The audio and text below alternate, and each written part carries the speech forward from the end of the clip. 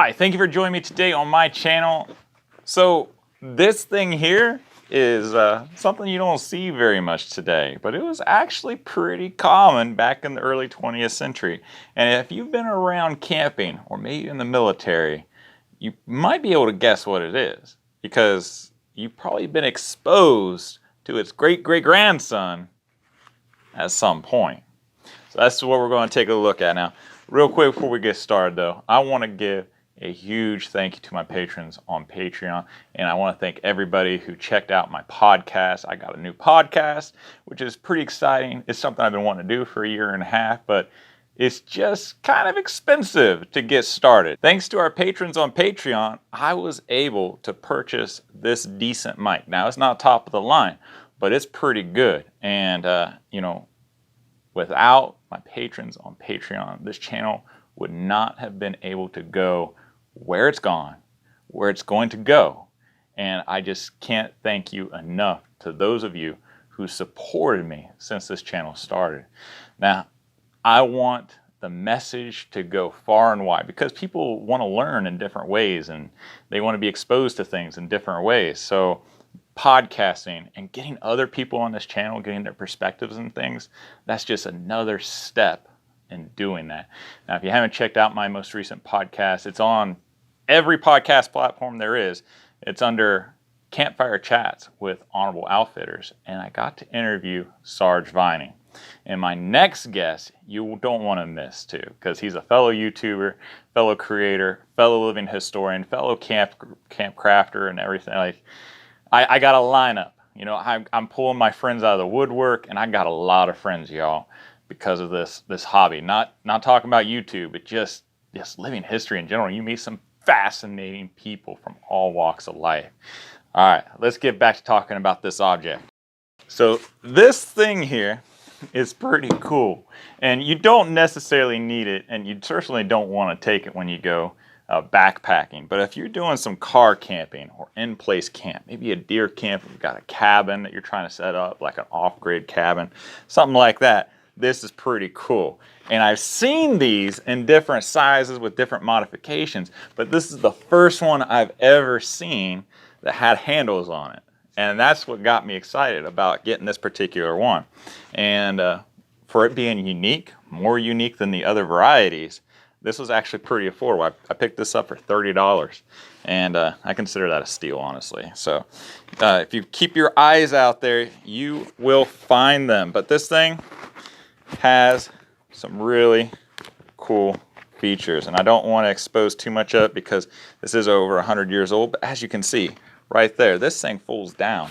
I could collapse this even farther, but due to the very brittle nature of the fabric, I'm not going to close it up all the way because I don't know if I'll ever find another one.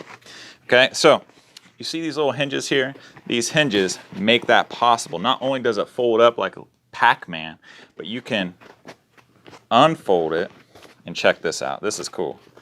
Again, 100-year-old fabric, so I can't open it up quite as far as it really should have been able to. Oh, now really quick, if you like this video, if you found it interesting or useful, if you like me showing this stuff off, please do me a favor and click like. That way other people find it. You'll be doing them a favor. We really appreciate it. Okay, it's going to let me today. All right, so there you go. Like, now isn't that cool? This is pretty neat. This is good stuff. Now, if you haven't been able to figure it out, this is a water pail, right? And it's got the handles on there so you can hold it like so. Now they make water buckets. So they got the bail over top and the wooden handle, things like that. I've also seen them, they have a spout. So those are really nice on those old cars. You know, we're talking about the 1920s Fords and the Dodges and the Packards and the Hudsons and things like that, where you had to fill up the radiator. So having something like this in your car where you could go to a stream and, you know, try to get some clean water and things like that to fill up your radiator, that's pretty handy, right? But when you're a camp crafter, having something like this where you could wash your dishes really quick, or you could go to the stream and get some fresh water, or maybe you're preparing vegetables or something, right? This is very lightweight. It is under a pound.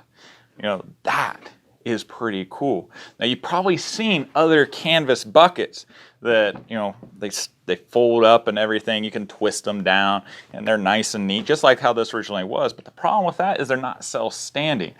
These older buckets like this were designed so you could fill them up completely with water and they're self-standing. I don't know why this doesn't exist anymore. Maybe someday, you know, when I get my thing going, I'll be able to reproduce something like this. But you know, this is cool. It's in great condition. I wasn't able to find out any information on the company because it's really hard to read. It's very faded. The only thing I got is 11OB and the name of the person that owns it. And it says Westfield, New York, I think, but Westfield, Massachusetts. I'm sorry. Westfield, Massachusetts. That's it. That's all I got. I don't know what company actually made it, but they're in Westfield, Massachusetts. So if you happen to know, you know, a company that made these type of buckets from Massachusetts, I would love to hear about it. I really would. Now, what can you do with this bucket besides just getting water? Imagine you're a camper in the 1920s, 1930s, 1910s, maybe in the late 1800s, you know, and you know, you wake up, you need to wash your face. You could do that. Like I said, you could pour some hot water in here. Which the nice thing about hot water is it swells up the canvas itself so it doesn't drip so bad, right? So then you can do some dishes, clean it out again. You could also get some water and do some clothes cleaning with it. The only thing you can't do with this is put it over the fire and boil it. But to collect water, especially in a manageable way, that's pretty nice. But I am already thinking, you know, I could probably make a bushcraft or campcraft contraption to actually hold this because of those handles. You know, that's pretty neat. Like in scouting, we always did those campcraft kitchens. I did a video last year. Yeah, it was definitely last year on the bushcraft grill, right? But that idea came to me from an old Boy Scout publication. You know, that's something, I didn't do that when I was in Scouts, but we used to build pioneering kitchens all the time.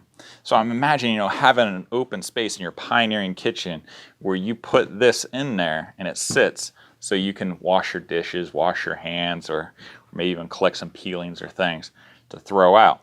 So this is really cool. Again, I'll show you real quick how to collapse it. You break it down by pushing in, oh, wrong way, pushing in like so, and you fold it down. It folds down really nice and neat like that. And then if the fabric wasn't so dried out and everything, I could actually fold this even farther. Again, I don't want to do it too much, but this folds in like, well, I did it earlier. You saw that. So you know it can do it. There we go. So you can fold it in like that and clasp itself. You can even have your two handles. And it's pretty sweet, you know. It takes up like no space whatsoever. So this is a really cool contraption. If you go on eBay, I'm sure you could find something like this. I'm going to do a close-up picture and write-up of these type of buckets on my website, www.honorableoutfitters.com. And on there, you know, you'll see some close-up pictures, like I said. You'll get some historical background. I have some original sources that I've been able to find of catalogs actually selling these in the early 1900s, which is really cool. I love looking at old catalogs. And of course on there, there's also my shop and some other things as well that you'd want to check out. Again, it's www.honorableoutfitters.com. Now, I did find a similar item to this on Amazon. So if you are interested in a folding bucket that's more contemporary, more useful for your modern camper, then check out my links below in the description box. You know, see if that's something that would fit your needs, fit your wallet, or maybe you can find something like it in your big box store and you know, see where it goes. Let me know if you think having something like this would be useful, not backpacking, but maybe in an in-place camp. I think so.